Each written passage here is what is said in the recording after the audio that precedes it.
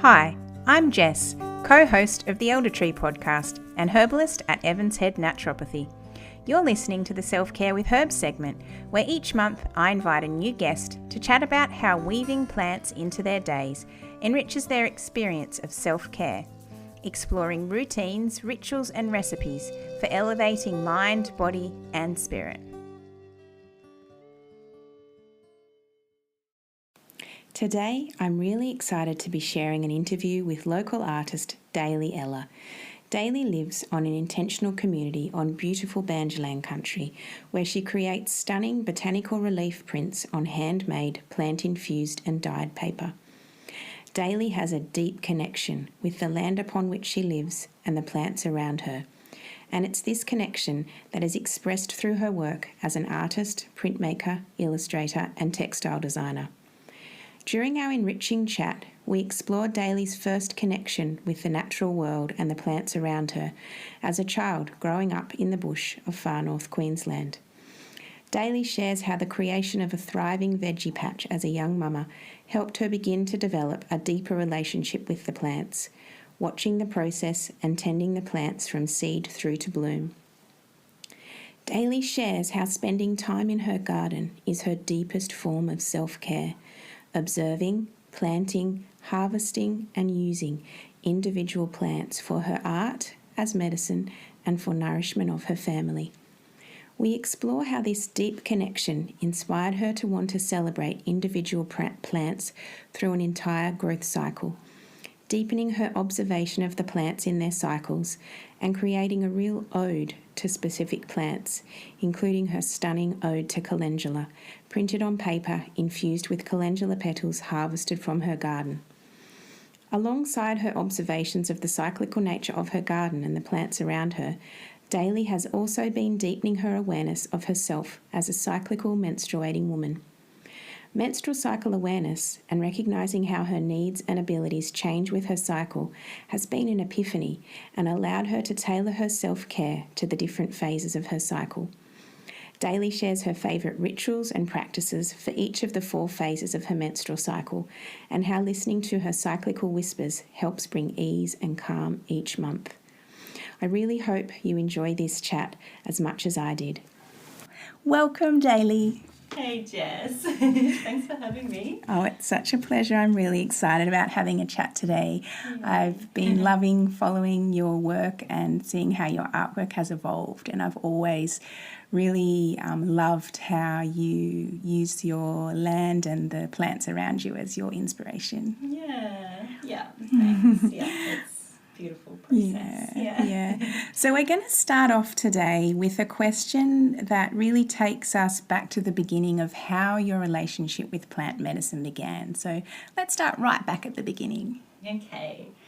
I had a good think about this question when you sent them to me prior, and it was really nice to sit and think back and wonder if there was a particular moment or was it a journey, and definitely a journey. And when I really thought back to where my really deep love of plants began, I would say that it was my childhood growing up in Far North Queensland. Beautiful. So surrounded by just the most epic nature, and we lived on a bush block in Calendula, and my parents built their house there. Half the block was bush, and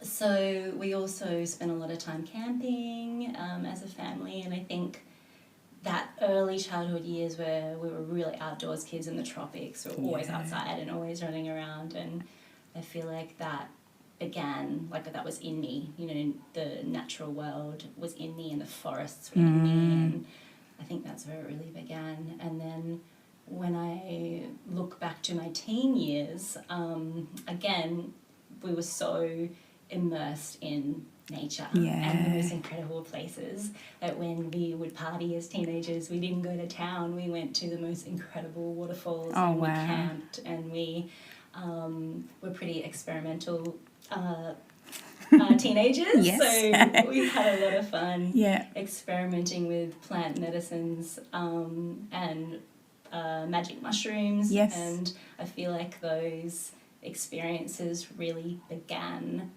a deep knowing of my interconnectedness with the plants Yeah. and the fungi and life. Yeah, all in the around world. you. Yeah, and I think that was really, that was all really formative for me. With my plant relationships. And after that, like I've looked at sort of from that time and my journey as an artist, and what my subject matters have always been around exploring growth and connection to life and myself and relationship to processes in nature. And so I've always explored those things through uni. And when I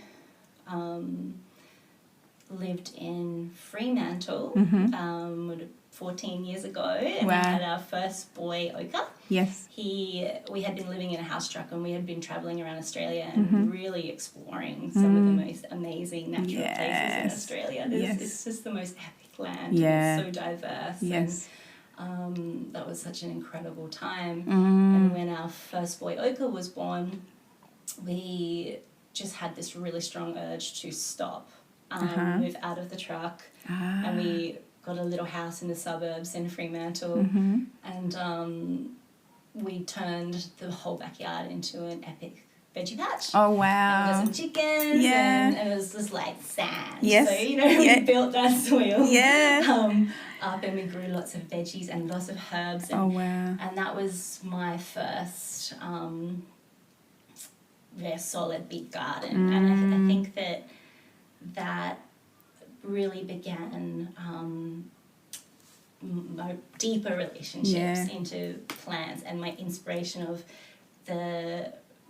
watching the process from seed to bloom. Yes. And that, so now everywhere I've gone from then to now, there's been a garden. It hasn't been too many places, but for the last 10 years we've lived on a beautiful intentional community, just about 20 minutes from Evans Head here, and that 10 years has been a process of building our homes from scratch, milling timber, and also building soil, and our garden is just getting bigger and bigger and bigger and bigger and bigger. Yes, I've seen the expansion. Every time we work in it, we push the fence out a little bit more. Yeah. And that's a real process of building soil, because we're on an ancient sandstone ridge in the forest and not much topsoil. So we've really been building soil, and more and more plants are going in, and I'm finding more and more ways to relate to them and use them in my life and in my work. Beautiful. And, so I guess that's my story. And your love of those plants I see is overflowing. One of your sons is a real gardener. Yeah, my youngest guy, Eltham. Yeah. He's a real foodie. Okay. So his love of gardening and plants comes from wanting to eat them. He loves to cook, and he loves to eat. And beautiful. So he's very much, and he's a gentle soul. So he loves to be out. Yeah. I've seen his bunches of carrots. They're amazing. Yeah. Doesn't so much like the digging. He really likes the harvesting. The planting and the harvesting and the cooking. Yeah. That's gorgeous. I love that. I love that we share that at this point in time. Yeah. Sure. And so when you talked about that garden back in WA, can you remember some of the first herbs that you sort of loved to plant and have in that patch? Yeah, mostly culinary herbs at that time. Yeah. So all of them, like really all the Mediterranean herbs we had there. Yeah. That Mediterranean climate and sandy soil. And I do really remember my sage going particularly well there. Interesting. Whereas I've had a bit of trouble with yes, it here. I do it grows too. and it dies. Yeah. So my sage, I remember there being like, really lush. Yeah. You miss that sage. Yeah. And I think that is where I grew my first calendula as well. Oh, wow. And calendulas are really special one for me. Yeah, it is. And I remember just growing it with flowers and just loving it, but not yet knowing much about it. Yeah. So tell us a little bit more about how that relationship with Calendula has evolved. Well, I guess I knew that it was a very beautiful healing plant from early on. I guess I've always had a really inquiring mind. I've always asked why, and I think that has really led me to question the kind of the medical, straight up medical system that we have here. And I think growing up, every time I would go to the doctor and something was up, they would say, like, take this and take that, and I would ask what and why. I think I remember always being drawn to the shops where there were the balms made from plants, and I knew those plants. And, and so I knew early on that calendula was healing, and I have used it in balms probably my whole life. So I guess it began there, and then growing it that first time, I didn't really make that connection of that I'm going to use it in that way.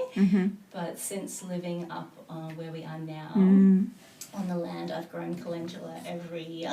Beautiful. And I've been making a healing balm with it for probably the last maybe 5 years. It's a real annual thing. I've made a balm with calendula, and then I've wild harvested chickweed and plantain. And those three I'll add together and infuse in oil and make a balm. And then I make a big amount for the year and enough to give to everybody. And what sorts of things do you use the balm for?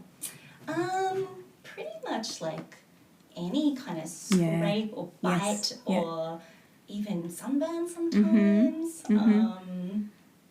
Any kind of like eczema thing that sometimes my boy gets. And biggest strong affinity for the skin, hey? Really beautiful. And what other herbs have you got growing at the moment? Oh, at the moment I've got so many. Around our little, so we've built a little, we call it the gingerbread house. Oh, gorgeous. A little sawmill house, which is eventually going to be my partner's an instrument maker. So it's ultimately going to be all of his studio and maybe a little guest space, but we're living in it at the moment. We're building another space. And around that building I've got lots of culinary herbs, so you can just pop out and grab them. Beautiful. So I've got big rosemary, and I've got oregano growing out of the cracks all along the path, and I've got thyme, all the thymes, and I've got some other interesting ones like self-heal, which I'm not very in relationship with that one so much yet. I've got quite a few bush foods growing at the front there too. Beautiful. Lots of lavender. Gorgeous. All around. We watch the bees from the windows.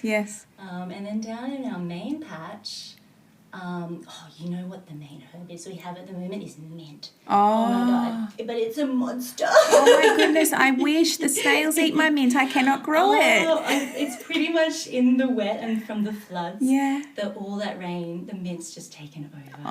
So at the moment, I'm like, I love you, mint. But I don't love you that much right now. And I'm kind of pushing it back.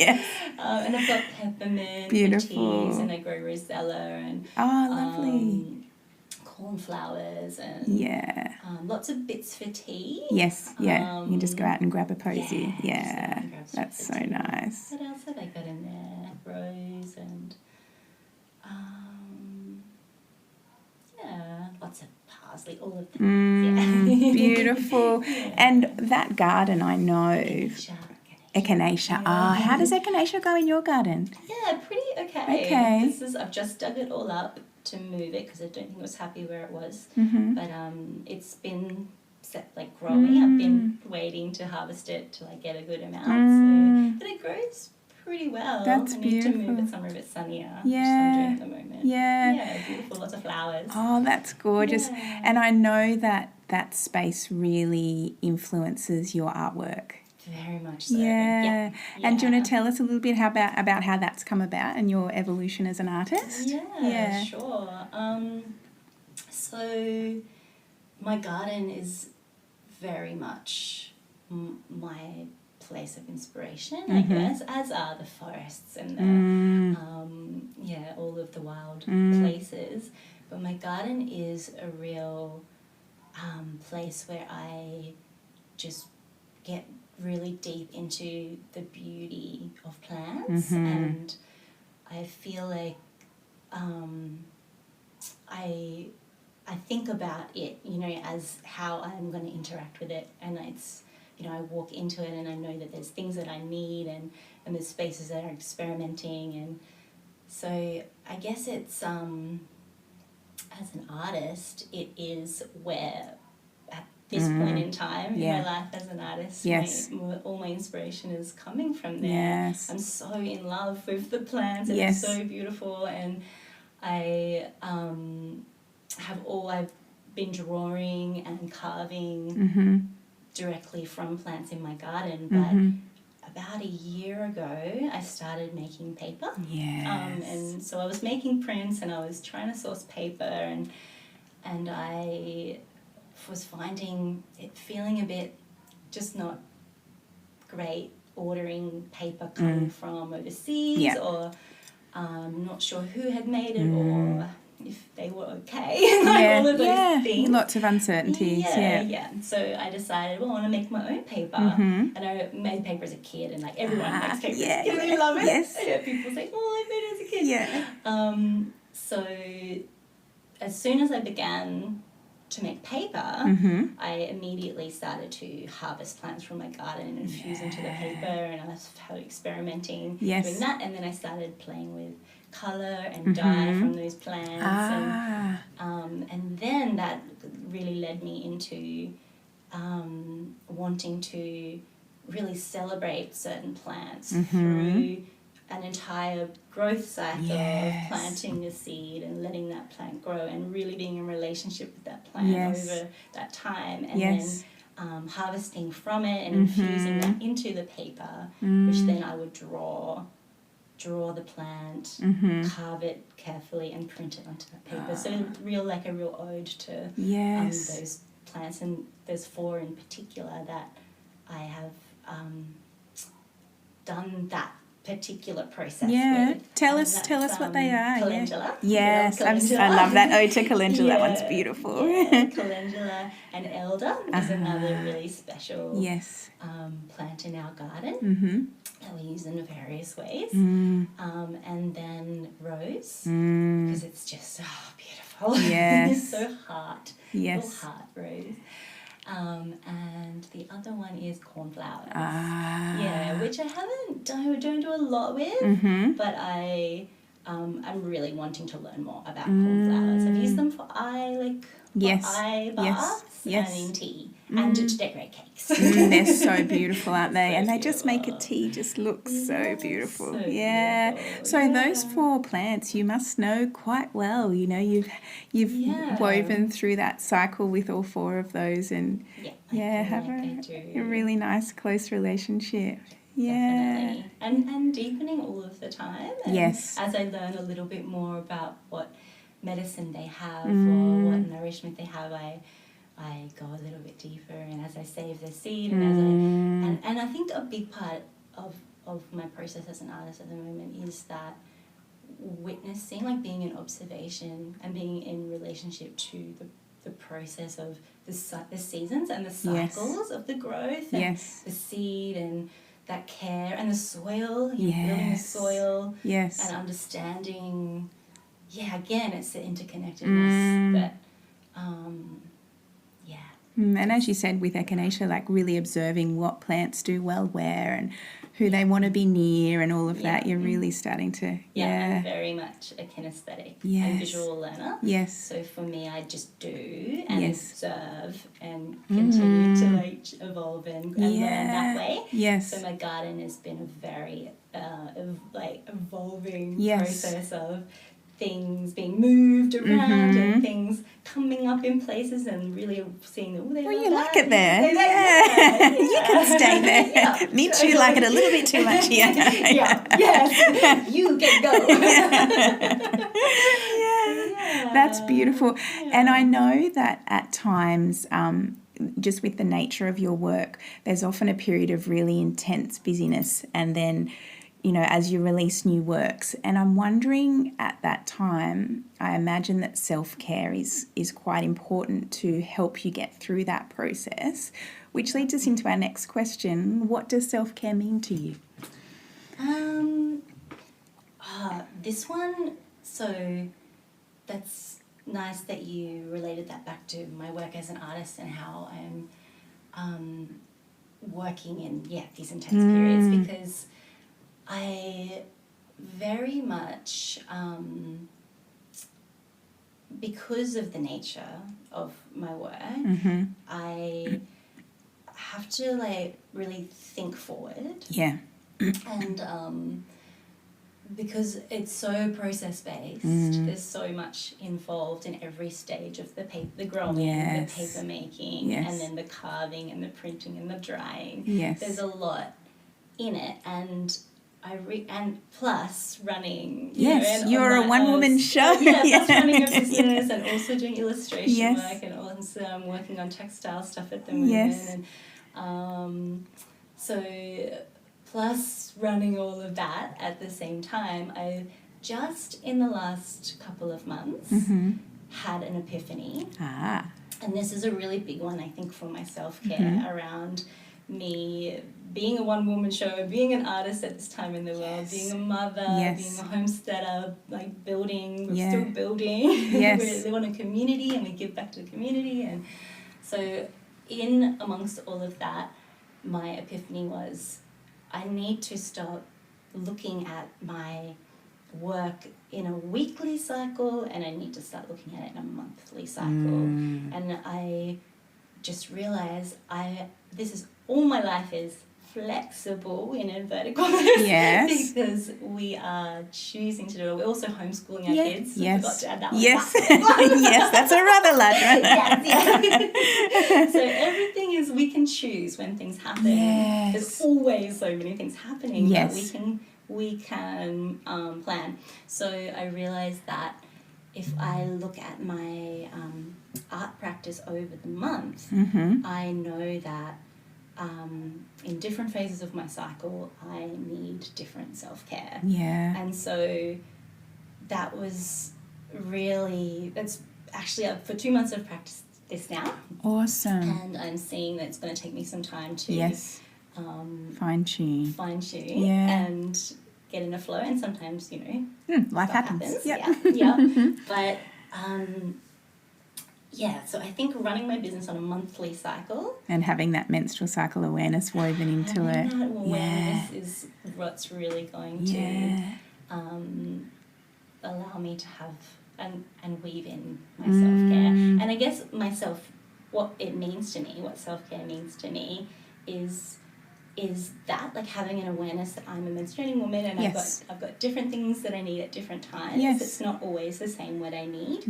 I do know that movement is very, very important. And I know that, and that's in some phases of my cycle and others. And different types of movement. Different types of movement. And sometimes just time alone is really important. And nature is really important. And that being in the garden and having they're all really important for me. How I'm eating well and food. All of those pillars.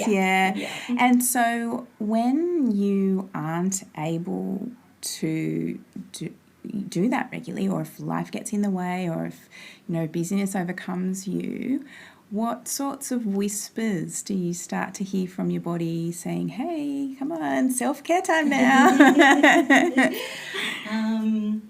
Well, I very much my cyclic whispers. So I will know if I haven't tended to myself in the month. I know that in my pre-bleed and my take phase, I will know then if I haven't cared for myself. And that's when I will feel really unbalanced, super grumpy, and really tired and drained and really insular. And that is a really big, it's more like a shout than a whisper. It's almost like that cycle is amplified.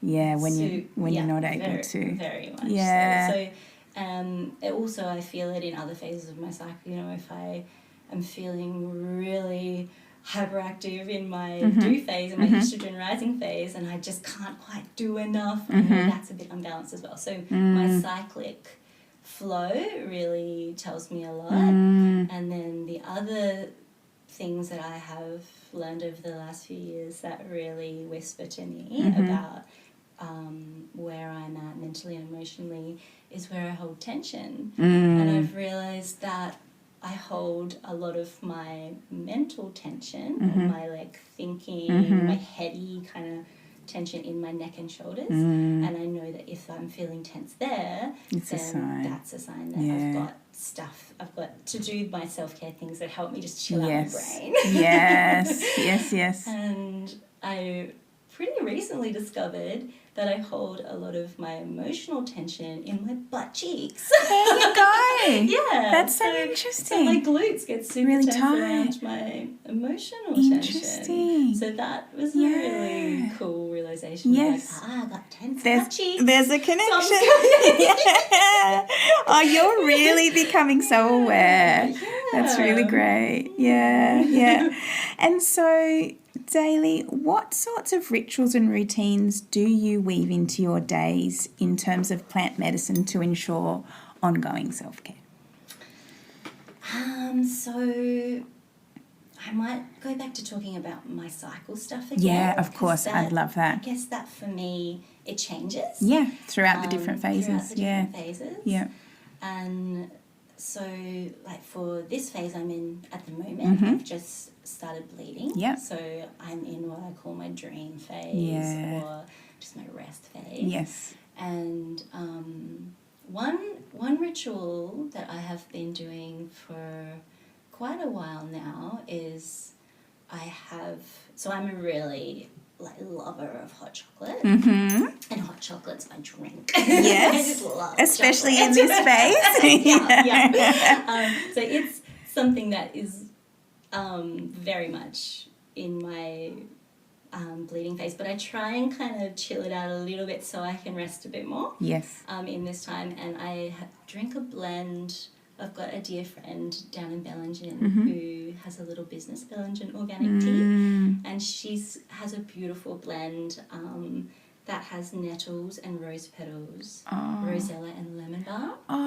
That I drink that when I'm bleeding. I feel like I'm not a massive herbal tea drinker. Okay, I often think of it and I reach for the cocoa. Yes, the chocolate is what you want. Yeah. But I feel like I need to remind myself that when I drink that tea during this time, it's a beautiful pink tea from the rose petals and the rosella. And really iron rich. And iron rich. It feels that iron, and then the lemon balm for that chill. Yeah. So that's become something that a really nice routine. Alongside rest. That's beautiful. Trying to just slow down a bit in this time. So that's my self-care in there. And then once I've kind of had a few days of chilling, I'll start to feel that estrogen rising. Yeah. And that phase, my do phase, that is very much self-care, I think pretty much goes out the window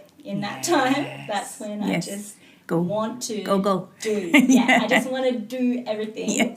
And I love it. I love being in that really busy and productive part of my cycle where I can get a little bit hectic, so I tend to tick things off lists in that phase, and I do a lot of exercise, and I feel like that phase I feel like I'm caring for myself just by honouring that that's when I do stuff, and doing stuff busily then is great for me. So I feel like that works then. And then when I come into after ovulating and then feeling those hormones plummeting a bit, and then with the progesterone rising, that give phase, and these names come from Lucy Peach's book, Period Creep. Yes. Such a great book. It is. Such Wonderful.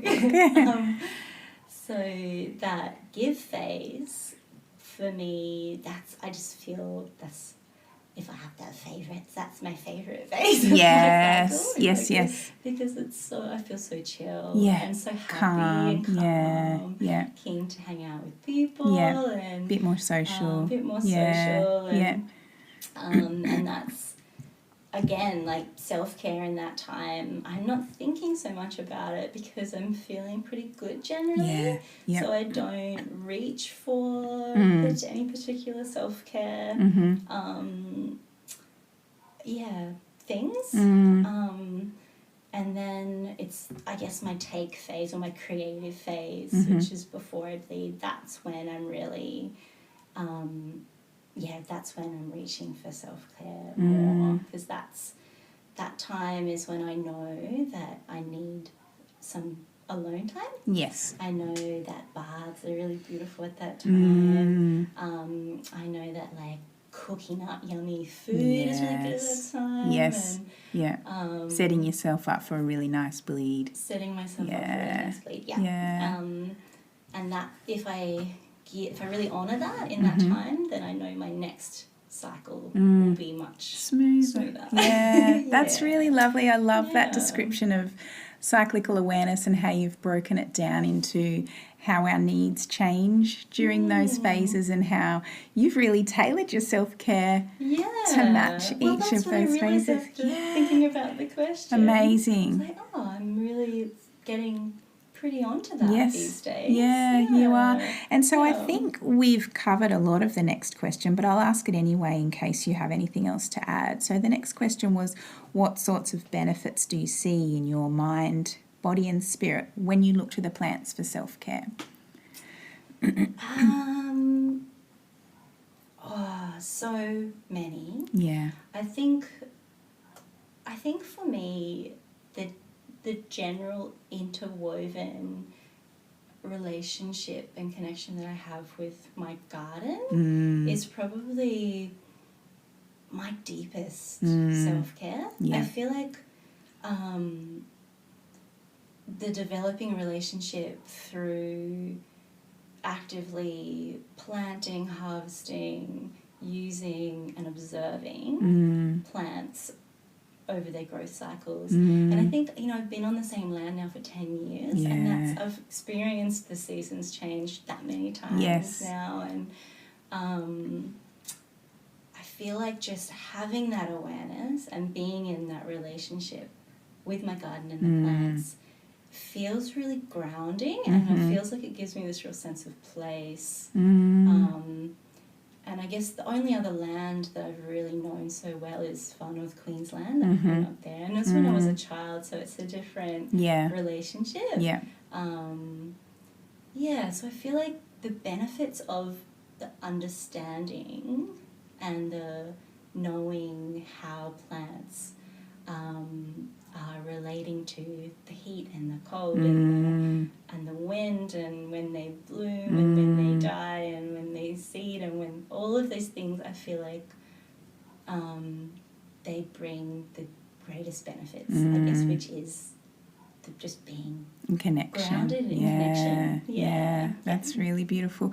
You've spoken about calendula and the really deep relationship with that you have, and how you've been using her medicine in your balms for such a long time. Are there any other herbs in your garden, either previously or currently, that you've been using sort of either in the kitchen or as a medicine for your family? We use comfrey a fair bit. How do you use comfrey? We've used it to make balm before, but we've recently started making poultice, and that was when my youngest son hurt his arm skateboarding. So we looked to, he's very much, wants to be proactive about about things. So we looked up together how to make poultices, and we blended the leaves just with some water, and then we put it wrapped in some paper, and we froze those, and then we were taking those out of the freezer and putting them straight on the arm. That would have been beautiful and soothing, nice and cold. And wrapping bandages around that, so they kind of got a bit drippy. Yes. And a little bit messy. Yes. But Yeah. Yeah. He felt like they were That's doing him good. well. And that would have eased the bruising a lot too. I think so, yeah. Yeah. So Comfrey's amazing like that. So he's Comfrey, and Elder is probably one of my favourites at the moment. It's flowering beautifully at the moment, and we're making cordial. How old is your elder tree? Only a couple of years. Yeah, it's probably about 4 meters tall now, and it's spreading its little suckers around, which is nice, kind of. As long as it stays fresh. Moving a bit close to the pomegranate. But so we use the flower, and I use them on cakes, and I use them. They're so pretty, the little stars, aren't they? little beautiful star Stunning. shape, Yes. fairy flowers. Yes. So you said you made cordial. Yeah, we make cordial. Yum. Make a syrup with those. Yeah. And then the berries, I have used a lot to make dye for my paper. What colour does that come out as? A really beautiful blue. Yeah, I was expecting a purple, but I think those anthocyan dyes that they react with the paper pulp, and then I get a lot of blues from those. Beautiful. Yeah, so playing with lots of dye with the berries, but also we make an immune syrup, which is probably the biggest thing we do. Do you add some? Actually, and we make mead. We also make mead with elderberry. Tell us about that. Mead is a real big love of both my partner Jesse and I. It's probably more Jesse's thing now. He's really gotten into it. And we use a lot of plants from the garden to make mead. And elder's, I think, our favourite because it really makes a really yummy. I think it's called, that's the mulberry, it's called the morat. Anyway, so to make elder mead, we get the berries and just mash them up and put them in a big vat with honey. And we do a natural fermenting method. So we've got a fork that Jessie made from wood. That's our mead fork, and it hangs in the kitchen, and we use that to stir. So over 2 weeks, you agitate the mix to allow all the yeasts to come in.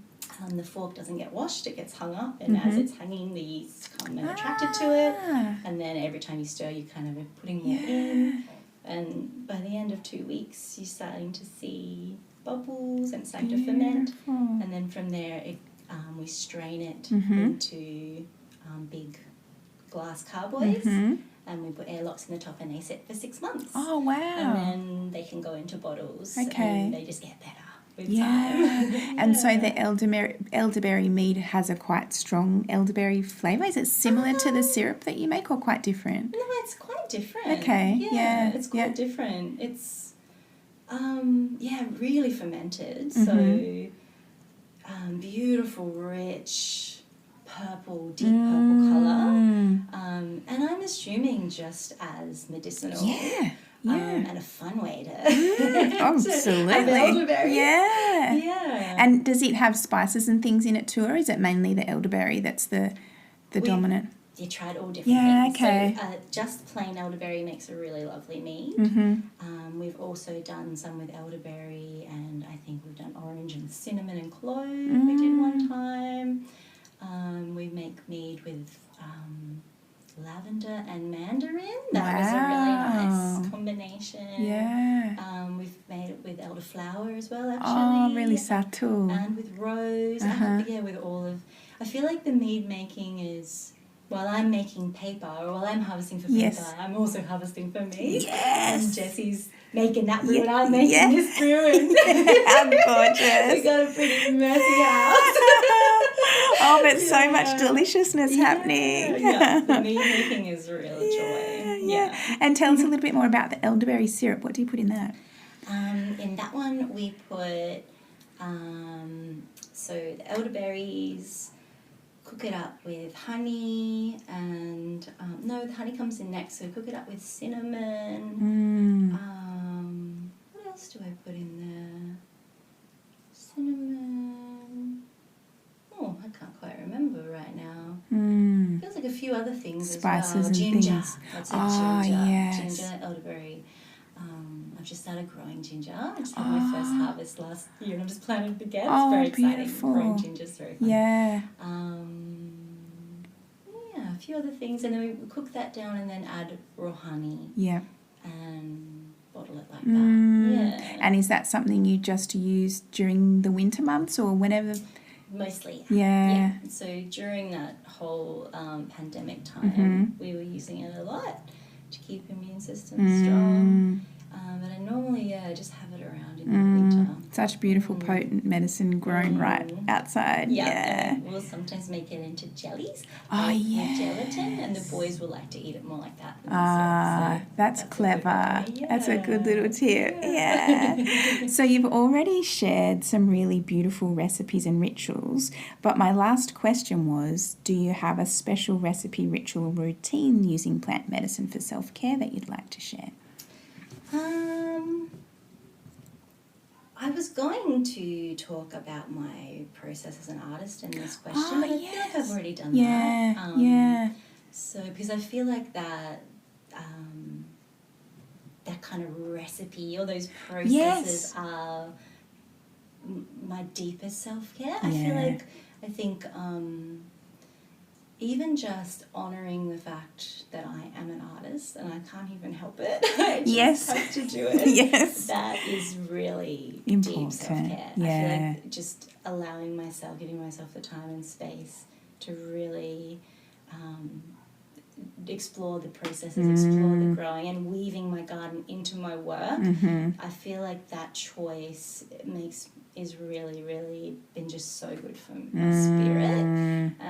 So I was going to talk about that there, but I could share, I've got one other recipe. I'd love you to. That is a real ritual when we're a bit under the weather or a bit sick. Yep. And when I thought about this question, I was like, I've been making that for a long time. And that's healing soup.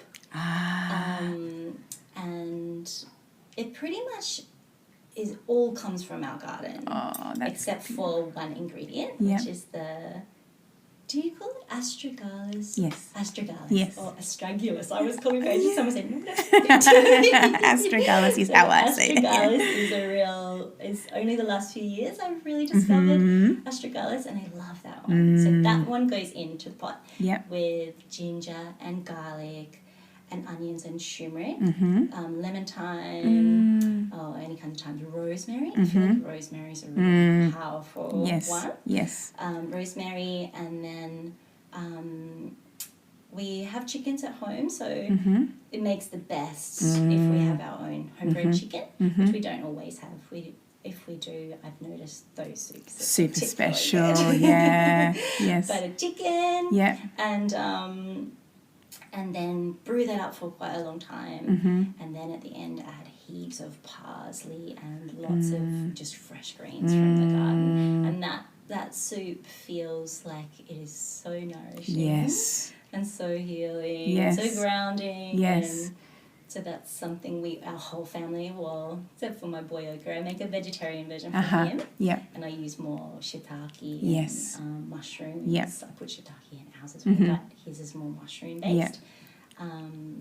And that feels like something everybody just deeply loves.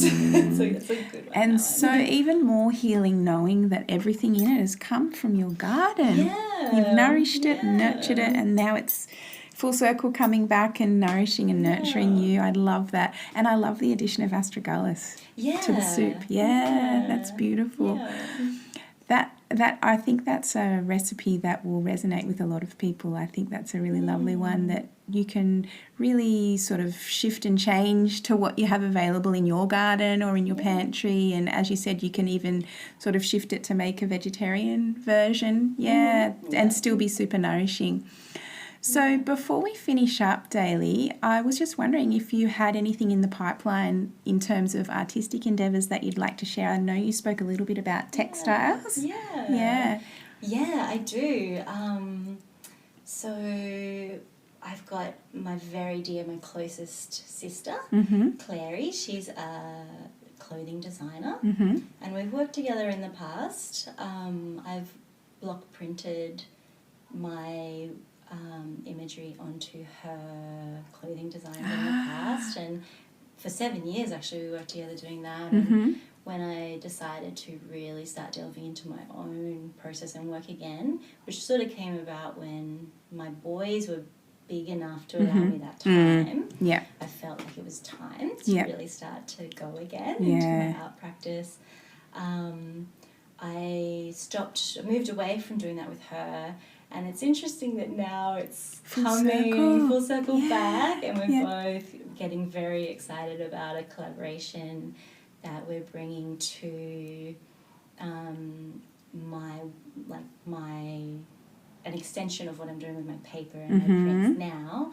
So we're working on collections of wearable pieces. So Clary's her strengths are really in like comfortable, practical, beautiful, feminine pieces that really suit lots of different body shapes and lots of different sizes of beautiful women, and her clothing just makes you feel good. So we're working with some screen printers in Melbourne, and we're going to be taking my prints and putting them onto her designs. But we're working together, like we're designing collections with intention that each piece really holds I was going to say a medicine, but more like holds a real energy. And this first collection, we've got a diamond python. Wow. 2-piece outfit that's a really powerful outfit. Wow. And it's all made with Australian made organic cotton that's all like knitted in Melbourne, and then that will be screen printed in Melbourne and then coming back to us. And then we're also working with the flannel flower. So we've got a flannel flower outfit that feels really, it's like a jumpsuit, and it's a really comfortable, stretchy jumpsuit that gorgeous. feels like you can do anything in it. It's got pockets, and it's covered in flannel flowers, but they're not in the kind of colours you might imagine of the whites and the sage green that the flannels are. We're going more as it's like a black suit with a brown print, and I feel like we're bringing that sensual nature of the flannel flowers. I really, because when I started reading about the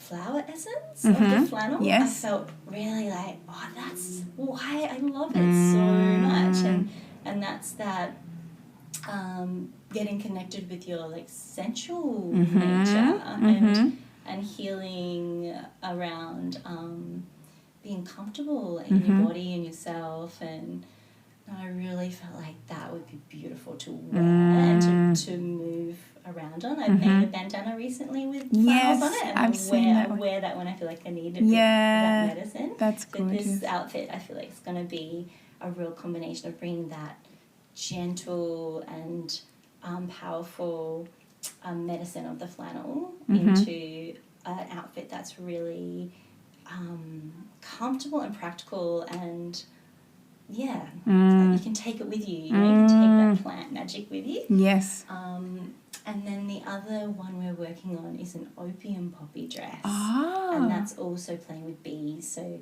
that relationship of pollinators and the opium poppies and the medicine and the magic and the opium poppies. So it's a very feminine, beautiful, earthy dress that is got that motif going on and that energy. Yeah. That's beautiful. And have you got a release date yet or not yet? No, everything's been a bit wild with the state of things. So things keep getting pushed back, but next year, I'd say, maybe in the first half of next year sometime. Yeah. But it's coming together. Yeah, that's there's a lot in it. There's a lot. Definitely something to keep an eye out for sure. Yeah. Well, it's been such a beautiful chat, Dalee. I've really loved, hearing about your journey and your connection to your land and how that really influences your artwork. And I really appreciate you coming in to chat today. Thanks, Jess. It's been so nice. It has. Thanks for having me. It's been great.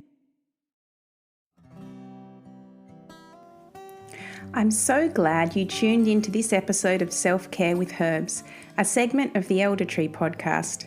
The Elder Tree is a non-profit dedicated to empowering people through grassroots herbal education and earth skills, weaving a strong community of herbalists, healers and plant folk in Australia. The Elder Tree is in the beginning stages of creating a grassroots herbal education centre and healing sanctuary on the Atherton Tablelands, Far North Queensland. You can head over to theeldertree.org to find out more and follow the journey on Instagram and Facebook. You can also donate to the Elder Tree via our podcast channel on Anchor or via the website. If you liked the episode, we'd love you to subscribe, and if you know who we should interview next, drop us a line. I hope you found something in this episode that has inspired you to begin to lean into those plant allies and to experience your practice of self-care blossoming and blooming. I look forward to sharing more ways you can weave plant medicine into your days next month.